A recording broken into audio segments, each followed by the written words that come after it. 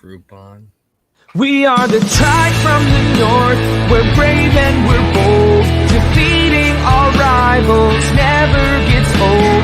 Making our way to the Big Sky Conference. Watch out, 'cause here comes the silver and gold. Whoa, whoa. This is Tubbs at the club for the Vandals of Idaho. Welcome back, Tribe from the North, brave and bold, to the unofficial podcast of your Idaho Vandals and the Vandal affiliate on the Big Sky Podcast Network. I'm your host, Chris Hammond, and joining me today, we have the best of all time, Alex Boatman, third time in a week. How the heck are you, Alex?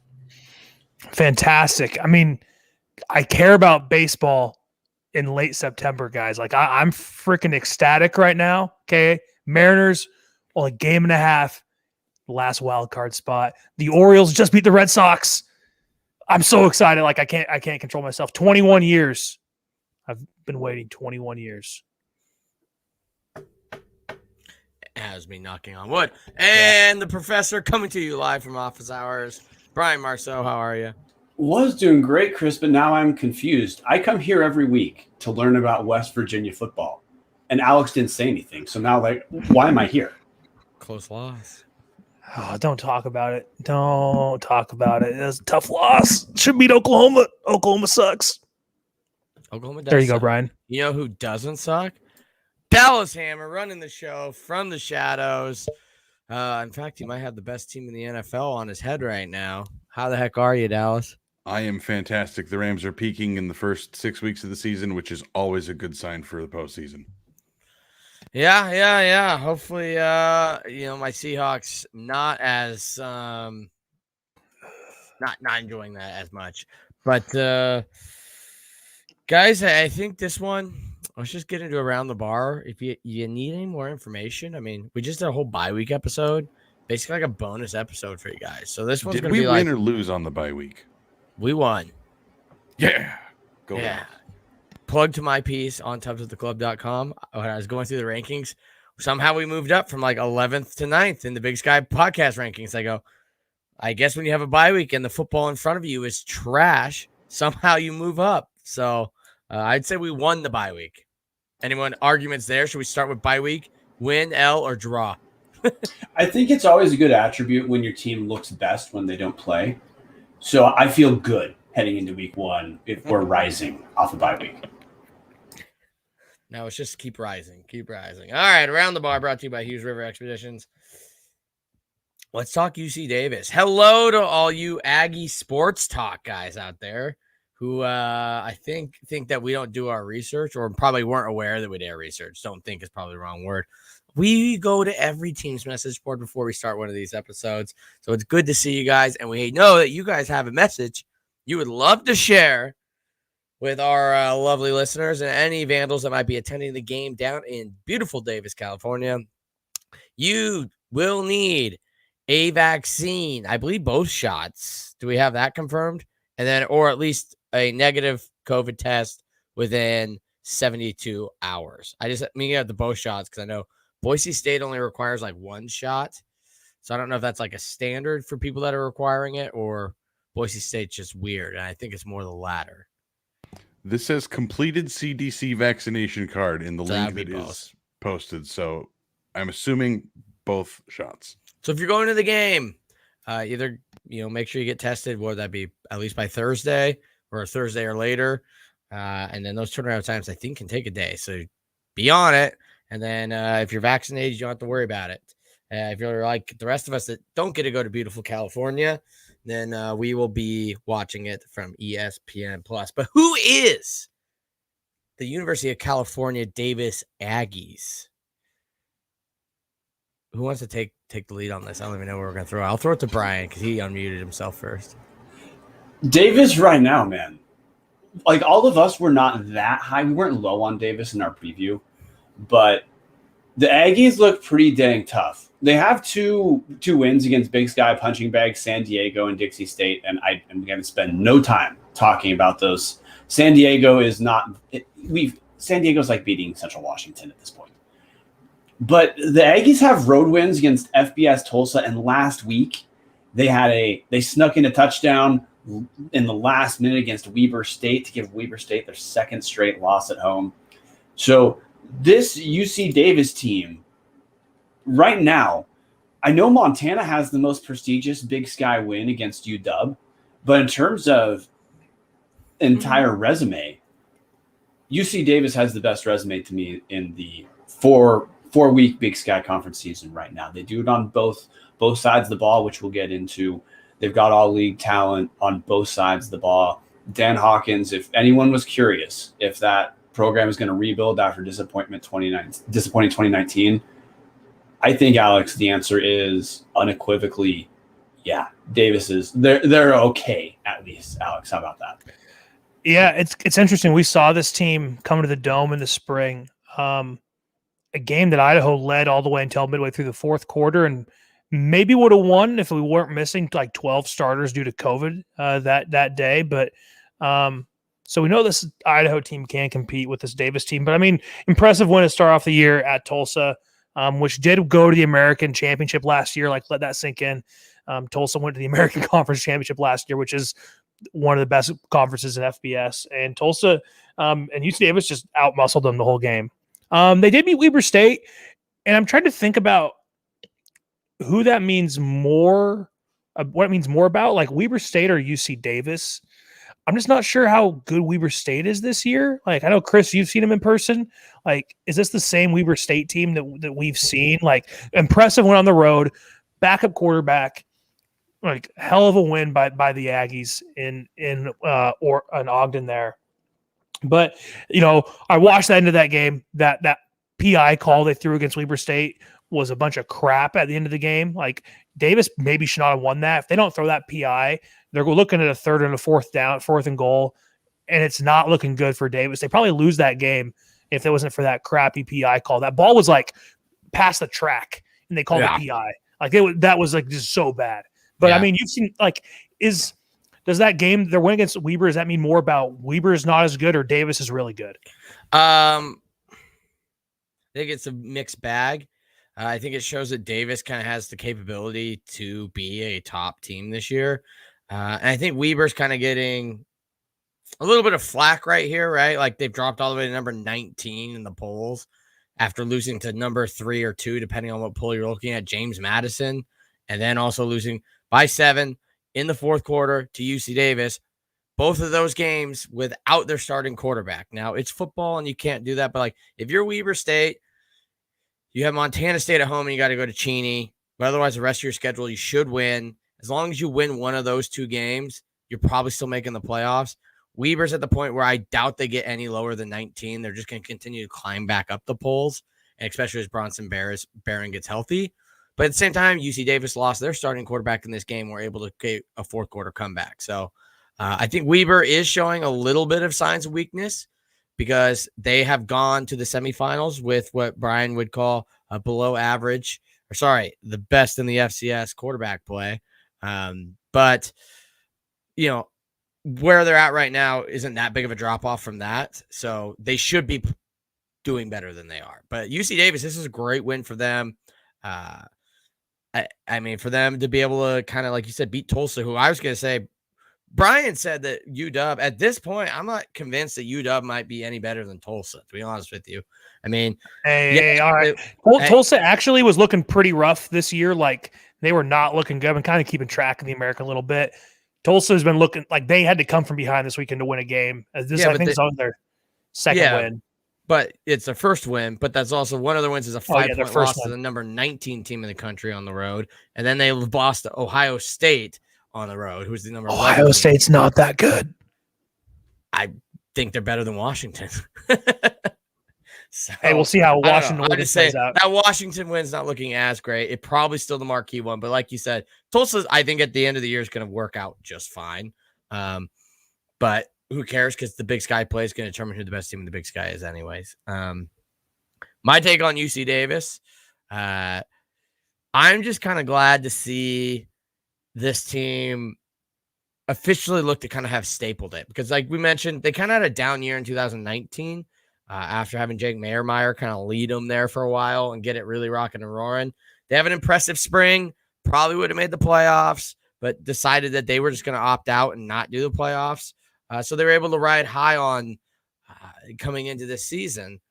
And I've been saying for a while, I thought Dan Hawkins was going to turn that program around. They were my darling. I voted them actually number 1, I think, in the country, or number 2 in the country in 2019. Obviously, it was proven wrong. I thought they're going to come really high off that 2018 season.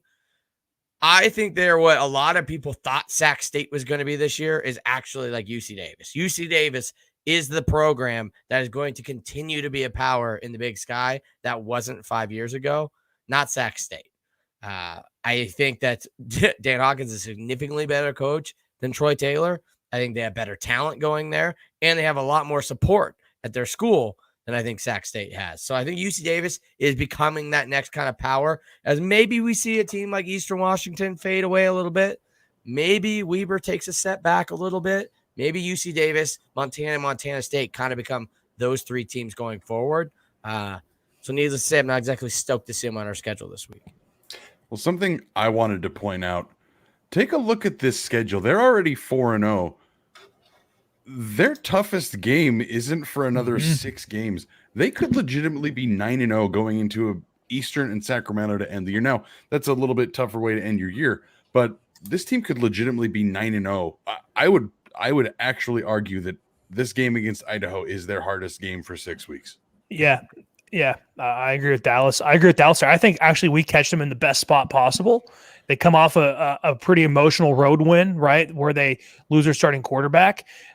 This is the classic, I'm not saying like this is just the classic letdown spot where you come off an emotional road win that you were an underdog in by kickoff. You lose your quarterback, you win in the last second. We probably catch them at the best time possible. We come off a week of rest. Paul is 5-2 again, straight up, with off a bye since his time at Idaho. Like, this is, statistically speaking, probably the best chance we have at him, just based off of scenarios. And you guys know I'm a big believer when it comes to situations, when it comes to these kind of games. And Dallas, something we have to look at with we're talking about Davis is a lot of Big Sky teams have, like Idaho. Like, I don't think you can look at Idaho's schedule and have any idea who we are yet. We've already talked about that in the bye episode. Davis, I'm fine averaging out their 2 easy games with 2 extremely rough games and saying their stat lines right now are okay. Davis is second in the league right now in scoring at 37.3 points per game. And they are the number 3 defensive team in terms of points allowed at 16.3 points per game. That's getting it done on both sides of the ball. Like some of the good teams who the Big Sky seen advance to, round 1 or round 2 of the playoffs are. They've also got in addition to the team stuff, they have individual talent that's pretty sound. Hunter Rodriguez at quarterback. We saw him last season. I'm not as high on Hunter Rodriguez as some, but I think he's solid. He's averaging about 214 yards per game passing, but he's also not thrown it nearly as much as Eric Berrier. He looks more solid now than he did in the spring. But he's a guy that a lot of teams like to have. We've talked about Alonzo Gilliam on our show on Big Sky Big Takes 1,000 times. He's probably one of the top 3 running backs in the league, averaging 89 yards per game on the ground. He's also a good pass catcher. They've got weapons, man. This Davis, there's a reason. We talk about maybe they'll start 9-0. They look like they should start 9-0. They've already won 2 games that on paper everyone would have picked them to lose. This team, if Idaho's going to compete against this team, we got to see a good effort out of Idaho, because UC Davis has looked ready in all of their games this year. That includes, quote unquote letdown games, maybe against like San Diego. Well, they hung 60 on San Diego. Maybe a quote unquote letdown game heading into Weber State where you look ahead, trap game. They walked all over Dixie State. This team is tough, and congrats to them for having a pretty easy schedule moving forward. But to me, this Davis team, no question. I don't have a problem saying Davis is for real. They're this year's Sacramento State, as in they're not going to fade. They already have 2 great wins. They're looking at building a playoff resume for a bye right now. Yeah.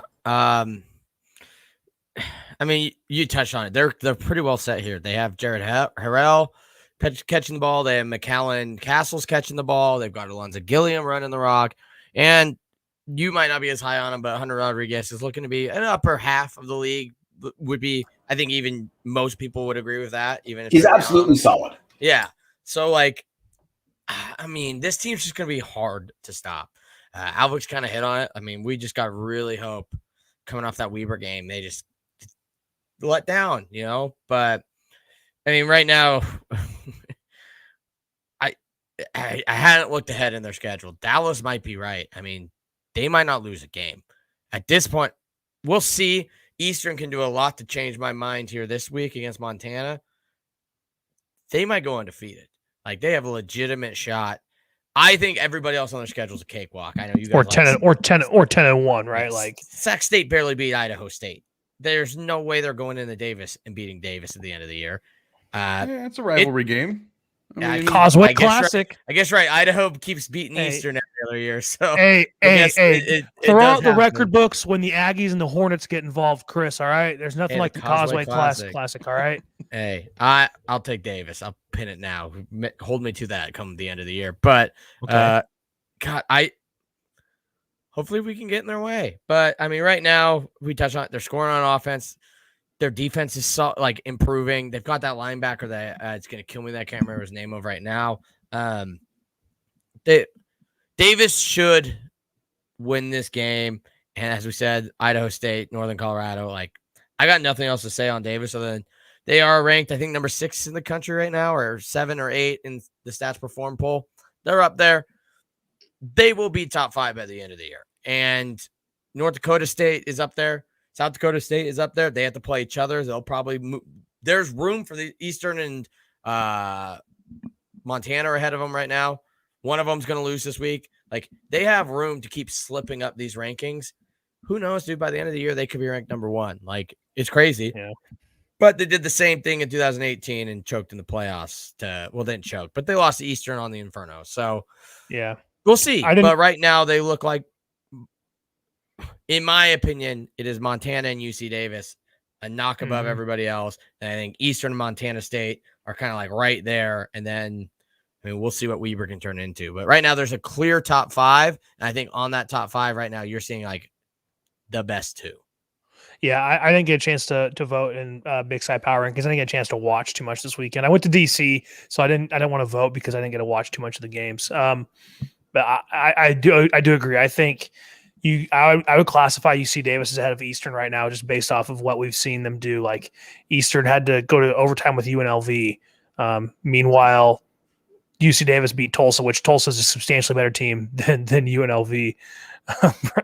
And then even Western Illinois, right? Like, I think I just see UC Davis's wins as more higher quality than Eastern's wins. But Eastern can change my mind this Saturday night for sure. So, but I think UC Davis, I would even put UC Davis even ahead of Montana at some points. Like, just some great all around performances. They've scored a bunch of points. They've defended well. So I would even put UC Davis first if I would have voted this weekend. To be fair, I thought about it. And in the Power Rankings article on Times of the Club, I brought it up how, like, they have a real gripe for it. Their competition is the teams they've played. Yeah. It is a tougher game, even if you include like average Sagron ranking, even including Washington in there. If you take out Washington and Tulsa, just remove the FBS games, UC Davis has played significantly tougher teams. Yeah. Not significantly, but they have played tougher teams than Montana. And right now, their playoff resume sits at 4.5 wins going into week 5. Like, they're in a beautiful spot. Now, I don't think Montana's done anything to relinquish the top spot is kind of the issue there. But, I mean, if you're a UC Davis fan, by all means, you could be blasting the Big Sky Podcast Network's Twitter at Big Sky Podcasts, because you have a legit reason and a legit argument that probably somebody should have given you a vote. Like, there's that argument to be made. It would have been me. It would have been me, guys. I'm your number 1 fan. Sure. Any closing points on UC Davis before we kind of cover where Idaho's at and then move into kind of breaking down the game? Oh God, please no. Doesn't sound like it. I think everyone's on the record saying UC that Davis we think good. UC Davis is for real. And just one point of reference, the only reason I referenced Hunter Rodriguez is really to take down Hot Take Nate, because Hot Take Nate is under the impression he's as good as like Eric Berrier. we can move on. Hot Take Nate just loves UC Davis quarterbacks. I mean, he created the Jake Meyer. Like, he is a UC. I think secretly he is an Aggie. And he does live in the Bay Area, I believe. Should we pitch in and buy him a ticket to go watch the Mighty Vandals play the Aggies? That is a good question, and the answer is no. Yeah, he can buy his own damn ticket.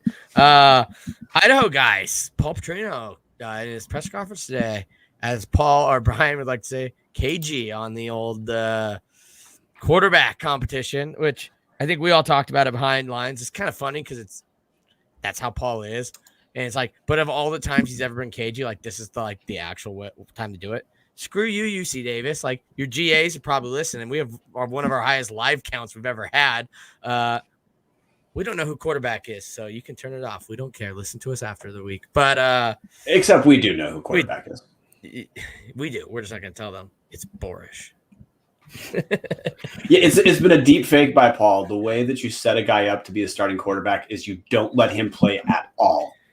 Hey, he did work for Eastern. Isn't that like the most cagey move ever? Where he's like, I know, but I'm not going to tell. Like UC Davis people are sitting there like, oh, it's got to be Beaudry or CJ Jordan. And then bang, we just roll out full triple option offense and just like, we're coming to win the sky, baby. He was practice. He was the first starter of the year. Like, let's not forget Zach Borish started for the Vandals. Like, this is like Easter eggs, dude. It's like we're in the Marvel Cinematic Universe. Like, it's the Petrino Cinematic Universe. Yeah. Like he's just leaving Easter eggs for everybody to pick up and find. It would be the most Petrino thing ever to trot Borish out there for 2 plays, maybe a third, and if they get a first down, then pull him and put the actual starting quarterback. And I wonder if Dan Hawkins you never see him the rest of the game. I wonder if Dan Hawkins would have any idea if it was a run or a pass.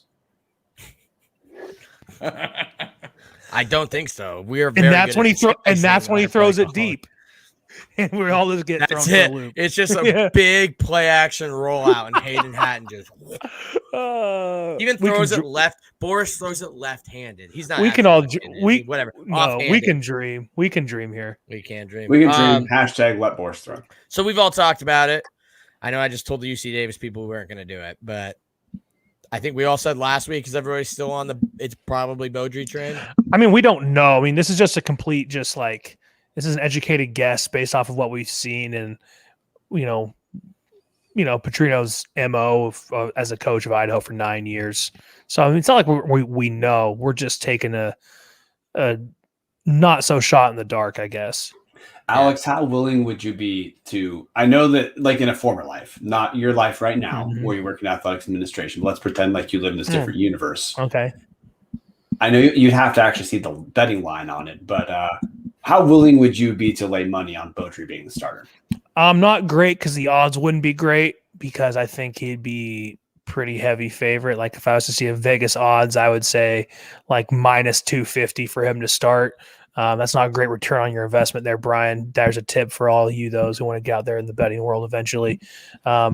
So don't make bad bets. But yeah, I think I would, if I was to like see a Vegas line on this, I would say Beaudry would probably be the favorite. So you wouldn't be willing to gamble because it's so obvious who likely is going to be a starter. Gotcha. Loud and clear. Yeah.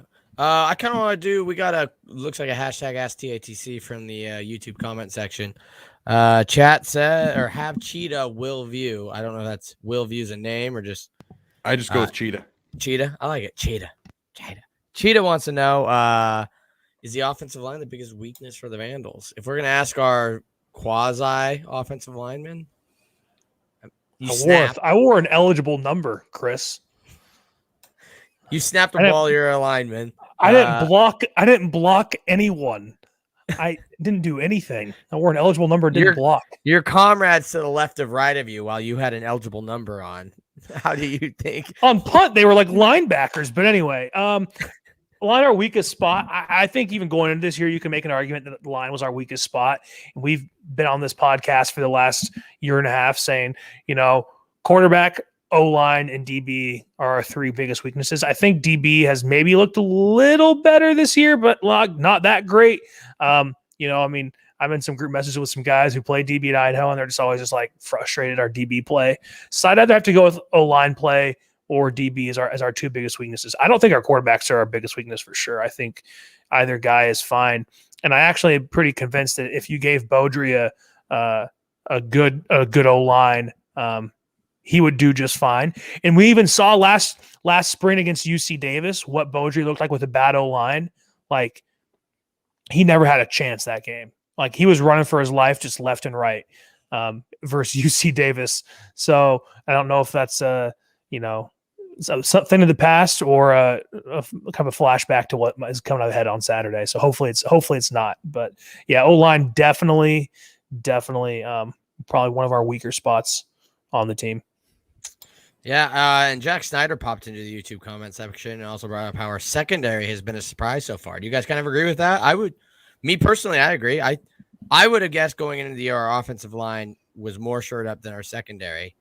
And I think we just kind of answered our own question with Jack and Cheetah. I think the offensive line has maybe been part of the issue. The running game has seemed to struggle, and the passing game seems to go into like lulls.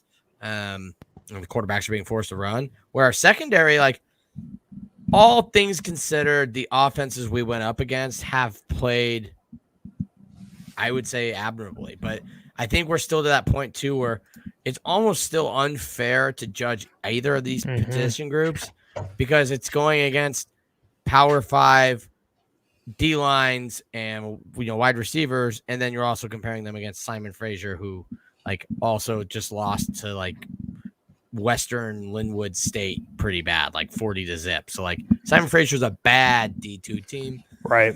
There's nothing we know about the Vandals. This is the start of our season. Welcome to the start of the 2021 football season. We only got 7 games this year, 8 games. Golly math. I don't know. That's kind of my take on our position groups.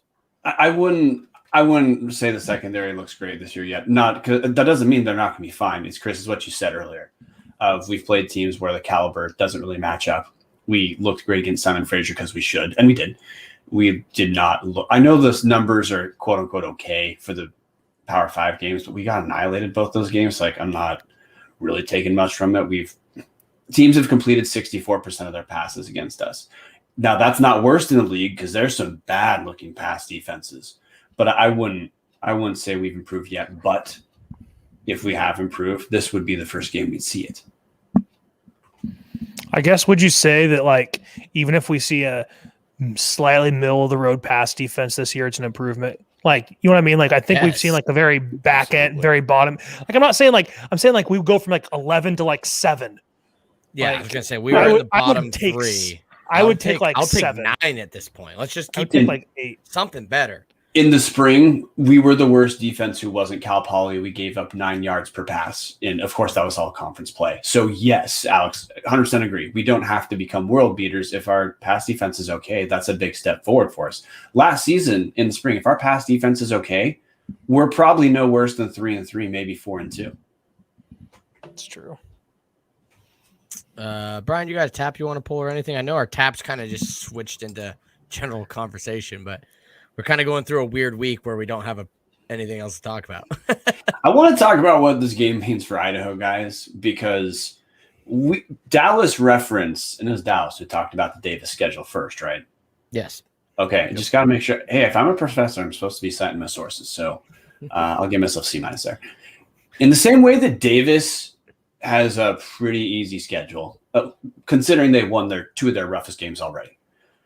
Idaho, oh man, we've got a rough-looking schedule coming up. We open up with Davis, which I don't know if you have a harder conference opener, Davis on the road. But in the following weeks, we have Portland State homecoming. Right after that, it's Eastern. Right after that, it's Montana. That's a good amount of rough games. Even Portland State's not awful, and that's our worst. Top 5.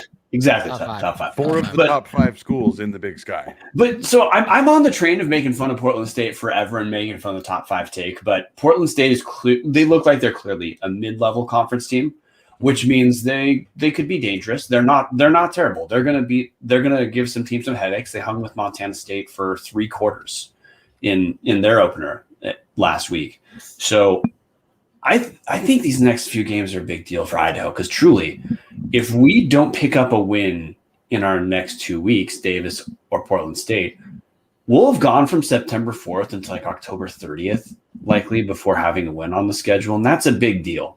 So and I know Idaho, because I interviewed Paul at Media Days, Idaho believes in the spring results. They believe they were, what he said, listeners are not going to see this, viewers are this close to being a winning team, this close meaning inches or so from being a winning team. And if that's the case, Idaho's going to have to show something because, good Lord, that opening schedule is going to set us up for a rough season if we can't pick up some wins against tough teams. Yeah. I mean, go like, ahead, Bowen. Yeah, I mean, you know, this is a tone setter for your season. Like Chris mentioned earlier, this is the start of the season. The first three, like how many times we can say this, and Big Sky fans probably want to make fun of us for saying this constantly, but it just doesn't count. Like we had the most just non-relevant, non-conference schedule of any Big Sky team these first few weeks of the year. And so, you know, even if we lose this game, like even if we lose, we just have to, like, we got to compete. We got to show signs of life and show that we see some progress, right? Like a tight game, or hey, the offense was doing yards per play, you know, or if Beaudry starts, hey, his completion percentage just stayed at that 65% mark, right? Like just things like that. We got to see something here because if we don't, you know, yeah, I'm scared about Portland State next weekend. I shouldn't be saying that, right? But I mean, you know, I still love Paul's history of homecomings. Like he's lost like 1 or 2 in like 8 years. So, you know, I'll take the history with the Vandals on that one. We just show up for homecoming. But we got to get off on the right foot here because that Montana game is just staring you in the face. That Montana and Eastern games are staring you in the face. Like it's really easy to kind of, even though UC Davis is a top 10 team, it's still really easy to like look at those 2 games coming up on your schedule and go like, oh shit, right? Like those games matter a lot to the Vandals. And we can't let this one just like, not like it's crazy to say overlook, but it is possible to overlook this kind of game with homecoming and then Montana's and Easterns follow up with that. It's really easy to overlook a game like this where it's going to be 80 degrees at kickoff. Yeah, let me go on an optimistic rant. Let's kind of move into what has to go right for Idaho, right? We touched on this beginning of the season sucked, but there's a couple comments I saw from Cheetah and Jack again. Great comments today, guys. That made me just want to rehash some things here. We started pretty freaking tough in the fact that like we won't be at home. It'll be over a month. We're at home on September 4th. We don't return home again until October 9th. That's a pretty long stretch. I mean, I know we had a bye week. So going to UC Davis feels tough. I touched on it last week, but I know this will probably get more views than our bye week episode. This start to the season is very eerily similar to the 2016 season. Now, does that mean that it's going to happen? Of course not. But we beat Montana State, a team that was below us at the time. We got smoked by unranked Washington State, who's looking like Oregon State this year. That was a weird game. We got smoked by ranked Washington, who looks like Indiana this year, right? By more points than we lost to by these two this week or year. Jack said it. This UC Davis game kind of feels like that UNLV game because they came off that Washington State game, went to overtime in Vegas, pulled it out on Matt Linehan diving into the end zone in overtime. Like this game is going to have to be that if this season is coming around. Because here's what you guys said. Yeah, we have a very tough stretch of the schedule, but man, you hit this UC Davis game, get a top 10 win, which to be fair, we have done in the past couple of years, surprising a ranked team, but not on the road. That's going to be the big thing here. You look after that, I mentioned we haven't been at home for a while. We don't leave the Palouse after this game will be our last game away from the Palouse until November 13th when we go to Bozeman, Montana. Every rest of this game, we will be sleeping in our own beds. They commute to Eastern day of. I know that kickoff is actually wrong that I'm getting. I saw it got moved up to 11 o'clock today. So, but either way, yeah, I know. Stupid. Like I complain about noon kickoffs and they give us a freaking 11 a.m. kickoff. But Eastern Washington, sleeping in our own bed. Montana, sleeping in our own bed. Northern Arizona, own bed. Southern Utah, own bed. Then you got to go to Bozeman. hopefully at this point we've built some momentum from having this like home stretch almost. And then you end the year at Idaho State. So you're still in the state of Idaho. And if future tells us anything, they will do a charter flight down to Pocatello and not bus. So and flight to Bozeman. So those will be 2 flights. The only time they bust the rest of the year is that Eastern game. Every other game is a flight. yeah. So I'm just looking at it like, yeah, it's going to be tough. But if you want to be optimistic, this UC Davis game is absolutely a prove it game and could change the entire momentum of the season. Because then that tough schedule we showed, if we beat UC Davis on the road, Portland State should not come into our house and beat us, especially when I can't even get a freaking overflow RV lot spot because there's that many people going to this I shouldn't say stupid game, to homecoming in the basketball arena. I think that October 9th game is actually going to have a lot of fans. You know, Montana's going to sell well. We're going to travel well to Eastern. By the time Northern Arizona and Southern Utah roll around, like, we could have some momentum going in the Dome. Like, it's set up for a run. We just got to capitalize on it. Soapbox exit. Or we lose to UC Davis, look bad against Portland, get creamed by Eastern, get creamed by Montana, and the whole thing goes off the rails. That could happen too.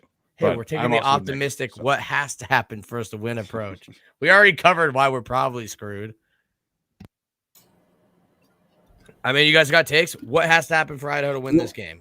The matchup that I think is going to matter, and it's actually one we haven't talked about yet, is UC Davis's pass defense is pretty dang good. They've picked off 10 passes in 4 games, and we'll say it 1,000 times, half of those were real tough games for an FCS program.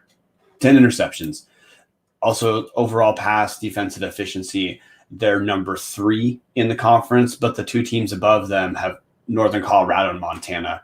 So, yeah, 2 teams above them have not played close to the schedule Davis has. So the matchup I'm curious about, or that I think is going to matter, is an aggressive, tough pass defense from Davis.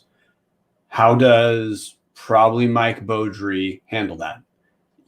Mike Beaudry looked a lot more accurate in his two FBS games this year than he did in spring, which is great news. Paul also said he thinks having a couple faster wide receivers, Trez Traynor, Makai Stevenson, the names we're going to reference, in addition to Hayden Hatton, who's already good, should make a difference for this Idaho team. If that difference is going to materialize, this is going to be one of the toughest matchups. And if Idaho's going to be competitive, we're going to have to make the UC pass defense look a little more human than they have this year, where even the rough games UC Davis has played, Weber State, we know they don't score very much often, but they really did score much against Davis. And Tulsa, that was another sub 20-point game where Davis kept a physical team, a talented team, from scoring very much. That's a good defense. Idaho's pass attack is going to have to look strong against one of its roughest matchups the entire season. Yeah, for me, I think it's going to be that improved secondary we're looking for, right? This is kind of their really first test of an even team, an even matchup. So if we show an improved secondary here, like we said, just an average secondary, that would be huge. And we don't know who we're facing at quarterback yet. We're not sure if it's Hunter Rodriguez, if it's their backup who won them the game this last week. So it would be big to see if our secondary does show up here, because if that happens, we obviously know what our front 7 can do. So secondary shows up, I think we put ourselves in a good position to win.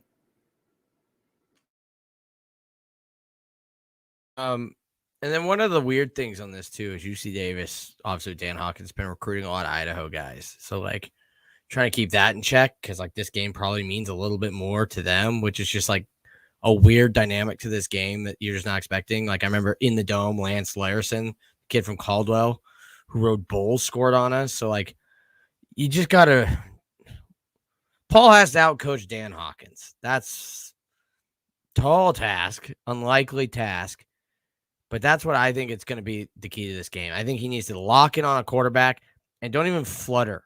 Like, it is his, no matter he throws 3 picks, 4 picks, 5 picks, 7 picks. This game, it is his game, and we'll sort the rest out. And then, man, I don't know. It's good. It's going to be tough. Our role, I think we can all admit at this point, we're probably very, very, very slim playoff. Like, you'd be kind of really, really desperate to think that's going to be something that's going to happen.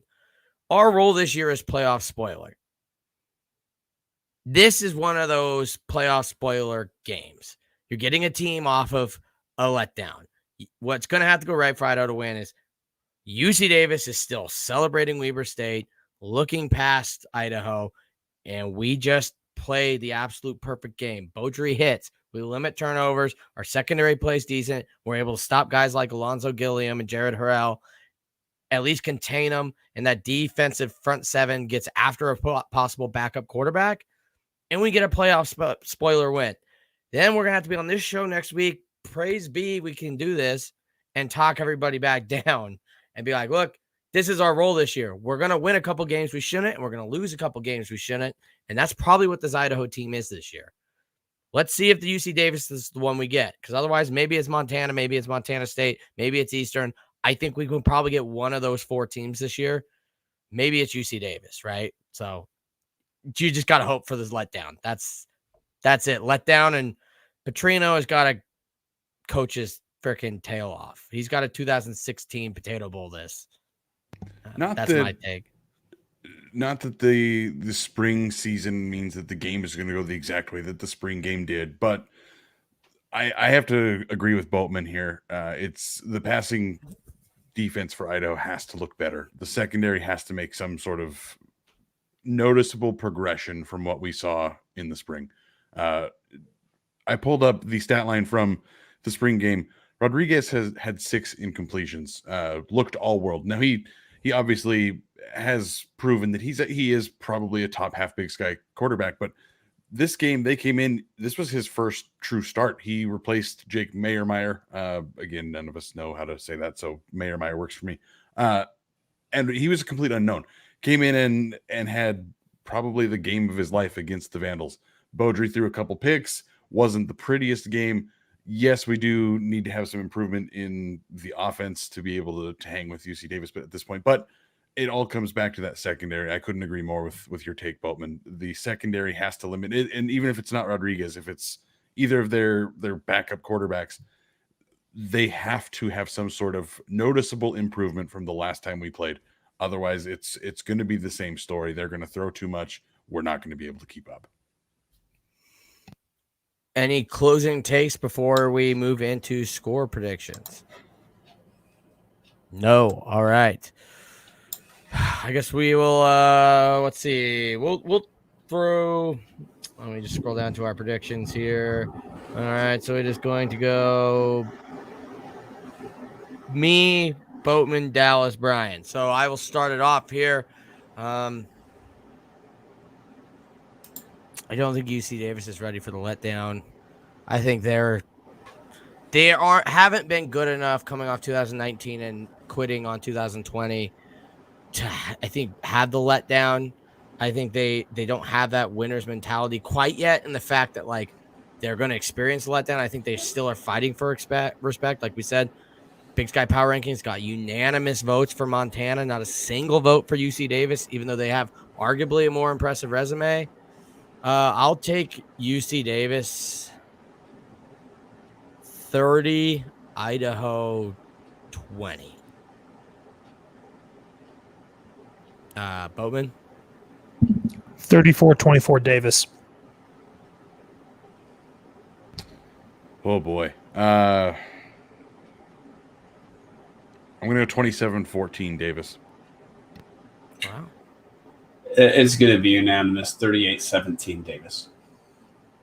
All right, that is Around the Bar, brought to you by Hughes River Expeditions. If you are looking for a great all-inclusive week-long vacation, don't look past your backyard. Venture into the largest protected wilderness in the continental United States, located right here in the great state of Idaho. Join a multi-day trip down the Middle Fork of the Salmon, the main Salmon River of No Return, the Salmon River Canyons, or the Selway. You can even check out special trips like the one to see the Perseid meteor shower. Patreon.com/Tubbs at the Club. Where does that take us? Camp on pristine beaches, run amazing whitewater, hike scenic trails, spot wildlife, soak in beautiful natural hot springs, take in river history all along the river's edge, and fish some of the most remote stretches of river in the country. You bring your clothes on the HRE, handle the rest. Hughes River Expeditions is vandal owned and operated. since 1976. We're ready to take you on the vacation of a lifetime. What are you waiting for? Find out what it's like to grab a paddle, catch dinner, and ride the bowl all throughout the Gem State. Call them now at 800-262-1882. Or check them out at hughesriver.com. All right, around the sky. We kind of touched on it there. We all went 5-1 last week, except the professor went 6-0, adding to his lead 1 or 2 games a week at this point. I am 31-9. Boatman and Dallas are 33-7, and Brian is 36-4. So he has a 3-game lead over the wild card there. Let's start it off. Northern Colorado is going to storm Bozeman, according to Greeley Twitter. No, they're not. They might storm Bozeman, but it's going to be like a very light drizzle. I'll take the Bobcats. But I think Northern Colorado is competitive, maybe till like halftime, and then Montana State kind of staples it to them at the end. I mean, they'll be competitive because the game will start 0-0, but I gotta go with both of you guys. Fair point. Bobcats. I'm not that sold on Montana State, by the way. Like, I'm not like that 100% sold on Montana State. Bro, they're number 5 in my power rankings and in my freaking top 25 poll. I still have them at like 16. I'm with you. Like, they have actually played a extremely easy out-of-conference schedule other than Wyoming. Like, we still don't have any of the answers to the Matt McKay question or if Vegan's actually a successful coach. Obviously, we still think they're upper echelon Big Sky, but, like, competing for the Big Sky title this year, I'm not ready to put them in that top 4 category. I'm going to put them like a third tier, like a ooh. Davis, Montana, and like an Eastern and Weber, and then them. And then Montana State. That's probably fair. I'd probably put those 3 together as pretty similar, but... Dallas? Oh, you already picked it, so Brian? I can't believe we're overlooking this. Montana State has a win over a top 5 program. They beat Portland State last week in Portland. Come on.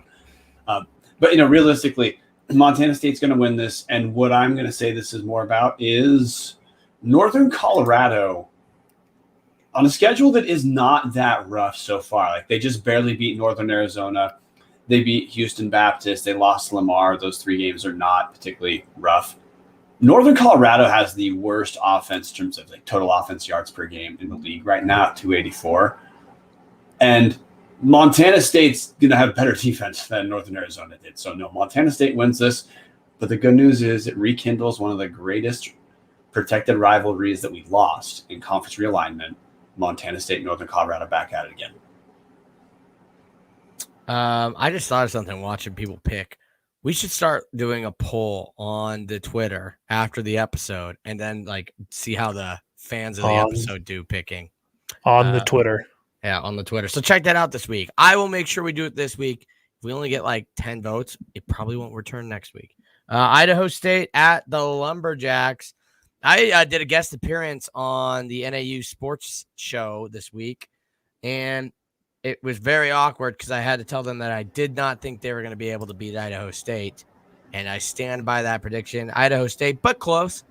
Maybe like exactly what Sac State just did to them, like 23-21. Who's the NAU quarterback?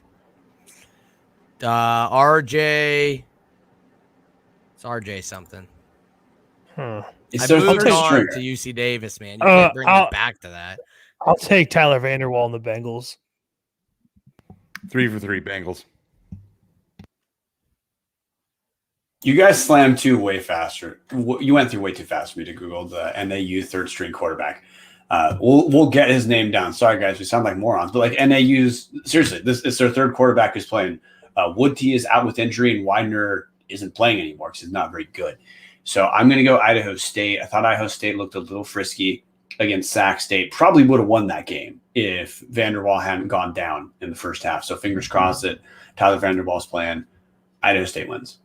And Sagard needs to give up on NAU love for that Arizona win. Good God. NAU's like Sagard ranking is mid Big Sky. They're not close to that. All right. I post this real quick to the NAU people when I was on their show. How much do you think NAU would trade that Arizona win for a win versus their win last week against who is it? Northern Colorado, and then a win against South Dakota. Like, I bet you they'd give a couple coaches some NIL deals. We talking that 2 win against Arizona. 2 for 2 wins or for 1? for 2 FCS wins over the Power 5 I don't know. in-state win. I don't know, man. The Power 5 in-state thing's pretty big, like especially when the other two teams in that state are Pac-12 teams. It would matter if they were like a decent profile FBS program or one of those teams was an FBS program. The fact that they're in the Pac-12, I do not care. A recruit that is getting looked at by Arizona, this win changed zero about them coming to Northern Arizona. I guess it's more just like it's more like a status thing. I don't know. It'd be like a big brother kind of thing. I mean, that like if you're like an in-stater, like a true in-stater Arizonan, like you don't give a shit about South Dakota. You know your team sucks anyway, so might as well just take a win versus your in-state team that you should never beat versus a team like South Dakota. That's just my take on it, I guess. Yeah. I mean, so you have no faith in starting quarterback RJ Martinez for Northern Arizona? Like, nice, Brian. This might be a hot take, but I would give up every other game in a year if it meant Idaho played Boise State and beat them. But that's yes. But see, that's FBS. Yes. That's what I'm saying. Yes. Now, would you do that if we beat the Cougs? I would take a win over the Cougs. I would go like 0-10 and beat the Cougs because of the embarrassment it brings to them is just I feast off of every day that Nick Rolovich looks like an idiot. So that program, like he might get fired. He might get fired tomorrow. We need to root for him to stay, guys. We have them next year. Quit the Rolovich fire talk until after the Idaho game next year. We're the biggest Rolovich fans on the planet, everybody. Actually, I'll throw this out too. Friend of the show, Colton Clark, who's a beat reporter for WSU for the Spokesman Review. Tough scene. He told me that Rolovich, I feel sorry for Rolovich right now because Rolovich interpersonally is very nice. He's a much better person to work with than Mike Leach. It seems like it. Yeah, it just seemed. I mean, I don't know if you guys remember early pandemic, Rolovich was buying a ton of food from local restaurants, just giving it away. But the team's not doing great. He's handled the shot thing as dumb as he possibly could in terms of not even giving himself a camp that can align with because he just won't say anything. But would I give up 10 wins for WSU win? God, no. I want to have fun at our games. I don't want to get killed 10 wins. I didn't say 10 wins. Like I'm talking about like 7-4. I would give up 7-4 and going 0-10. No. Yeah, but we're not going to win all 10 games like just on principle alone. NAU is an Idaho win away or an Idaho loss away from going 1-10 this year and getting to celebrate Arizona. They're bad. They might beat us. I want to beat WSU, but I still want to pretend we have shots at the playoffs for like the first 3 weeks of the season. Yeah. Their season's done. They're done. But they got Arizona. Anyways, on to Weber State at Cal Poly. Oh boy, talk about another team that's done. Do you think they'll just quit this year and just like make a staple now that just like until COVID is completely wiped off of the planet, you're allowed to quit the season at any point? Because Weber State's gonna take a lot of frustration out on Cal Poly. Like they might put up 60 points in this game, and Weber does not put up 60 points. Yeah, give me the Wildcats down in San Luis Obispo. Beautiful setting, by the way. Like, highly recommend to anyone to ever go. San Luis Obispo. Cal Poly, beautiful campus. Beautiful place to watch Weber State kick the shit out of Cal Poly this weekend. New schedule next year. Maybe we do get to go to Cal Poly. Is it not out? Is it? Do we not know what it Southern is? Utah's leaving, so they're redoing the whole schedule this offseason. Oh, that's right. It's because we lose Montana as a protected rival. Yep. Still don't want to talk about it. I hate the Big Sky, man. Hate him. I mean, it's obviously Weber. Cal Poly is butt cheeks. But I look at Cal Poly every week and just think, if this season goes really poorly for Idaho and Petrino goes, Baldwin could leave beautiful San Luis Obispo for the nice rolling hills of Moscow. I guess what's the deal, though? I have a question before Brian picks. Like at what point do you start to get worried about Baldwin? Like, you know what I mean? Like, yeah. Like, did he just inherit Paul Wolf's team? And like, you know what I mean? Like, at what point do we actually start to get like not just like gloss over the fact and just go like, wait a minute, is he Baldwin didn't have success at Cal? He's not having success at Cal Poly. Maybe he just took over a good Wolf-led team, and it is what it is. Kind of like what a lot of people think about Chris Tormey here, is he just took over a good team and he bailed because he saw it going down. Maybe. Yeah. All right, right now, real quick. Year 4 for me. I would say year 4. If With this, how bad if this, Cal Poly is, including year the COVID year, or are you considering this his first? I would consider this year 2. So Okay. 3rd year, not COVID. 4th year, counting COVID. Let's say right now, Paul Petrino fired, not our coach at the end of the year. You taking Bo Baldwin, or what if Mr. Brian Lindgren wants to come back? I'd say Shut up! take, It's hypothetical. We can be optimistic on this Um, show. Brian Lindgren wants to come home, man. I mean, honestly, like that, like I don't think. But not just like, going to SC. Here's the thing, like I guess real quick, not even if like Paul ever gets fired, just like in the future, if Brian Lindgren doesn't see vertical movement in his career, like why wouldn't he take like a slight pay decrease to go be the head coach at his alma mater? Like generally guys want to go be a head coach. That's why they get into this whole thing. If they want to go be a head coach, that's not a bad spot. You know, the lay of the land.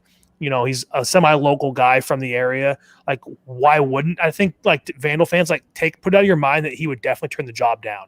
Like that's still like a possibility. Even like if it's like 3 years from now and he's still the OC to Oregon State, not going anywhere. Like that's just like guys take pay decreases to be head coaches. Petrino did it when it happens. Like, you know, so even I'm not saying like Petrino's ever going to be gone, but like even it's like 3-4 years from now, you know, and Paul moves on to something else, like and Lindgren's still out there as the OC at Oregon State. Yeah, that is like a definite possibility. So like keep that in your mind as a possibility. He's at the top of my list. So is Joel Thomas. And there you go, Martin. Yeah, Martin, I see you out there. Joel Thomas and Curtis Johnson, another name I'd love to see. Because I mean, let's be honest, Bobby Houck probably took a pay cut to leave San Diego State as well.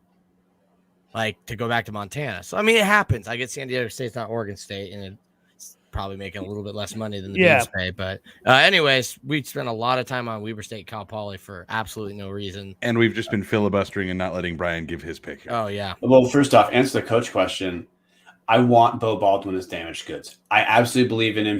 Eastern was fine. Like, yeah, he didn't rebuild Eastern, but he built them to a very good. He won a national championship, and he honestly had a couple teams that looked like they could have repeated. So, yeah, I'm all in on Bo Baldwin damaged goods. Real quick on Cal Poly. I don't know why you guys are down on them. They're only giving up 511 yards per game. For a second, I thought it was actually going to be like a really sneaky take, like we totally missed something. The sneaky thing, it was a classic Brian over the head with a club. Like we all think that Cal Poly is terrible offensively too, right? Yes. They're not the worst offensive scoring team in the Big Sky right now. We just talked about them for a while. NAU is averaging fewer points per game than Cal Poly. So, no, Weber State gets back on track, no question. Cal Poly's a tuned-up game. But, the real interest is how much can Bo Baldwin become damaged enough goods to be an Idaho candidate? That's what I'm curious about. Next up, Portland, top 5. Portland. I think we just concluded they're no longer top 5. They are top 6. Portland State at Southern Utah. I mean, I feel like Portland State's the kind of team that could go into freaking Cedar City and absolutely lay an egg. But like right now, I have no reason not to pick them to win. So I'll take them like in a weird like 9-6 game. This is a classic Portland State looked good last week. Portland State sucks this week game. Thunderbirds. Wow. I'm going to have to go with Barney Ball. I don't feel good about it. I don't feel good about this game, but Barney Ball. This is a tough one because actually on paper, these teams are pretty close to identical. Sagarin ratings are like 6 apart. They're scoring right now.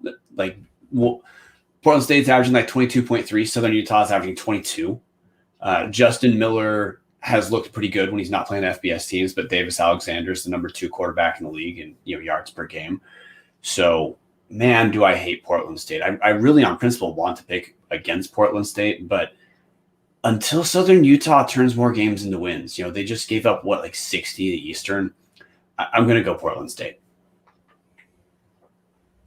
Next up, Idaho. We already picked it. Montana. Oh, duh. ESPN 2. Possibly the biggest game of the year, the way Weber's looking and how we don't believe in Montana State yet. You get Montana, who I believe is number 4, at Eastern Washington, who I believe is number 6 in stats perform. ESPN 2, late kick, 8:30 7:30, so you can watch 30 minutes of the Vandals UC Davis game. And then hopefully, if it's not out of hand, you can miss the first bit of that game. If it is out of hand, you got a really good option to turn to. I'll keep this short and sweet. It is the farewell tour for the Eastern Washington Eagles. This is their headliner. They've been waiting all year for this. First time the Grizz have been on the red since 2016. The turf was installed in 2010. The Grizz are 0-5 all time on the red.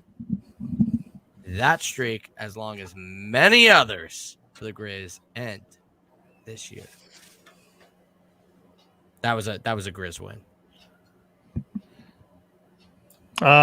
First of all, Chris out here saying using mountain time zones to talk about this Eastern Washington game. For all you normal people, this game's at 7:30 Pacific. Okay, so and that's the same time our game starts. Our game's at 7. Sorry, and I'm even on Eastern time, and I'm out here calling the right time zones. Chris, like, come on now, needs to be better than this. Yeah, give me a. Oh, Tom Murphy hit a home run, please. Nope, short. All right. Sorry, Mariners trying to go to the playoffs. Yeah, baseball update. Mariners. True little blue. Repeal the teal. Hey, hashtag believe Ted Lasso. Anyway, I'm going Grizz. Like, I think I've been kind of like thinking about Eastern. I've been kind of like on the Eastern. How good is Eastern band? Like, I've been leading that charge. I feel like of how good actually is Eastern. Like, they beat a crap UNLV team. Who they should have beaten by more. They let Western Illinois sneak in the freaking back door and almost hit him over the head with a baseball bat at the end of the game. Backdoor, baseball bat. Sorry, backdoor just has been mentioned earlier tonight at some point. And then they took care of their teams they should have taken care of. I just think Montana's just like that freaking good. Like, I really I just think they're just that good. And I think Eastern's going to play really emotional. I think Montana won't play as emotional, and that might play to their benefit. Like, Eastern can make some dumb, stupid stuff, decisions. This is Eric Berrier kind of game where he can just go off, or they can just do some stupid stuff. But I guess just give me the Grizz on the road. I think they're the better team. They probably would be favored if I had to see a line, which I don't see a line. So I'll take the team that's favored in this, which is the Grizz. I mean, I think it's pretty easy to look at this game and realize that Montana is absolutely the better team. Sorry, Patrick, but Montana is absolutely a better team at Eastern than Eastern. I think they're deeper. They're better at just about every position except the most important one. And that's why I'm going to go with Eastern. I cannot believe it, but I'm going to go with Eastern. I'm going to go with Berrier. I don't at some point Cam Humphrey is going to get tested, and he's going to have to be the guy to make the play. And I don't know if he's the guy that's going to do it. The firepower from Eastern is enough that if it comes down to Cam Humphrey having to be the guy to win you the game, can he do it? And I'm not going to say he can do it in Cheney. Cam Humphreys is not the guy. Chris, I thought that was the direction you'd go, because I think at this point, both of us had similar takes on Cam. Yours was like glass half empty, and mine was glass half full, but both of them were like, he's not that good. I don't think he's close to as good as his stats right now. And I really think Eastern should be the first team where the Grizz could lose a game because of Cam Humphrey. Eastern scoring 50 points a game, getting 632 yards per game, which is just incredible, but their rush defense, I don't know if it's good enough to make Cam Humphrey have to win the game. Eastern's already given up 12 rushing touchdowns. And that Montana Grizz defense, they're not going to have an off day. Eastern's receivers are not going to be able to drop the 500 passes that they ritually do against better teams. So, though this is going to be a must-watch TV, I wish I was going to be there, but I can't. This would be a kick-ass game to see in person. I really want to pick Eastern. But because Montana's a little more steady, I'm going to pick Montana. Honestly, the Western Illinois game is what terrifies me here, because Eastern looked like a different version of Montana against Western Illinois, just 56 points or whatever in the first half. But then they almost face-planted the game away, whereas Montana just put their foot on Western Illinois' throat and kept it there the whole time. that's really the barometer I'm looking at. So I don't want to pick Montana here. I love Eric Barrier. I would kill for a coach like Aaron Best at our school right now, but Montana's going to win this. Yeah, look, to defend my point, I do think Cam Humphreys not the guy. I think you're seeing both Eric Barrier and Cam Humphreys benefit from a rather easy schedule other than, Washington. But Aaron Best said it himself. They don't do well against physical teams. I don't think there's a more physical team in maybe the entire FCS level right now than Montana. And no offense, I know he doesn't like me hearing this and somehow will probably get in his ears. Eric Barrier does not do well when he's under pressure. Now, Montana doesn't run that 3-4 defense that kind of allows for the standing up ends. So it'll look a little different than when Idaho gives them fits. But I'm sorry, Cam Humphreys, I don't care if he's going to be not the guy in this one. I just think that offensive line, though improved at Eastern, is not improved enough to give Barrier the capabilities to put up the numbers that we've been seeing him put up against really, really bad teams. And by no doubt is he still probably the best quarterback in the FCS, but he is not going to have an all show out kind of game. It's going to be like the game against Idaho where like 250 yards and 2 touchdowns is good because he is scrambling and running around the whole time. Yeah, you go first, Bro. Alex. Oh, I mean, like when Idaho plays Eastern, we're generally the more physical team, right? And like that's how we usually compete with Eastern is because we out physical them. And like nothing against Idaho, but Montana's been a much more physical team than us the last few years. So like by that account alone, I mean, you're pretty much picking either Eric Barrier or 20 other guys on the Grizz team minus Cam Humphreys. That's what you're picking here. And like give me the 20, I guess. That defense, I guess my trust in the defense is just like too much. They're gonna have to make Eric Barrier beat him with his arm, I think quite a bit. And that's where you want to have happen, make those receivers have to go make plays, which we've seen them struggle and lose games because of that before. Yeah. And just to close it, translated property of sports, like I know it's Brian's favorite thing. Montana 42, Western Illinois 7. Eastern Washington 62, Western Illinois 56. Got one last thing to hit for Eastern, which is we do have to acknowledge two guys putting up freakish stats right now. We've talked about Eric Barrier, but we have to give some numbers. 420 yards per game right now, 16 passing touchdowns, 2 interceptions. That's freakishly good. That's almost so good that like seeing a 5 touchdown game feels like, okay, well, what's the big deal? It's Barrier. And new running back for Eastern, Dennis Merritt, averaging 95 yards per game, 6.5 yards per carry, 7 touchdowns. But going up against the Grizz defense that against terrible teams, of course, their Grizz are giving up 1.7 yards per rush. So if Eastern shows they can be physical, then I think that the jury's in like, okay, well, maybe Eastern has taken that developmental step they need. But I don't think you can pick Eastern until they prove they can handle physicality because Montana's a different monster. Yeah, and you touched on it a little bit there, like they're kind of like Idaho in the sense that this is the start of their season. Those stats for Eastern are against 172nd, 197th, and 144th Sagarin ranked teams and a D2 team who doesn't even get ranked. So, like, we don't really know how good they're actually going to be yet. This is kind of their first test. And boy, oh boy, is it a good one. All right. That's it. Closing the bar, unless Hammer, do you have a hammer down? No? Okay. Closing the bar for our Patreon members.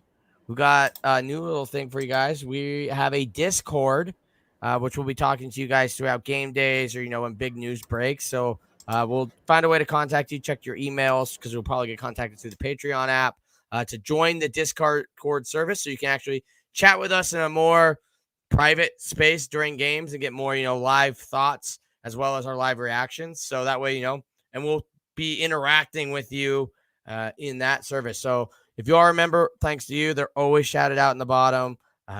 So this is just another benefit for you guys. If you're not, you can easily get an invite to the Discord by going to patreon.com/Tubs at the club. It costs you as little as 99 cents a month to be able to chat with us. I know I wouldn't pay 99 cents a month to chat with us, but we'd appreciate it if you would. Anyways, closing the bar. We'll see you guys in the next one. It's time for Colby Acuff to play us out with the Moscow drinking song. Go Vandals. Go Vandals. Go Vandals. Anything, Boat? No? No go Vandals from both. So No, go Mountaineers, of course. Who else are Yeah, you talking sorry, that's it. Go Mountaineers. Country Glory, Man United. So raise your glass and have a drink with me. Here's to the Vandals and the crowd.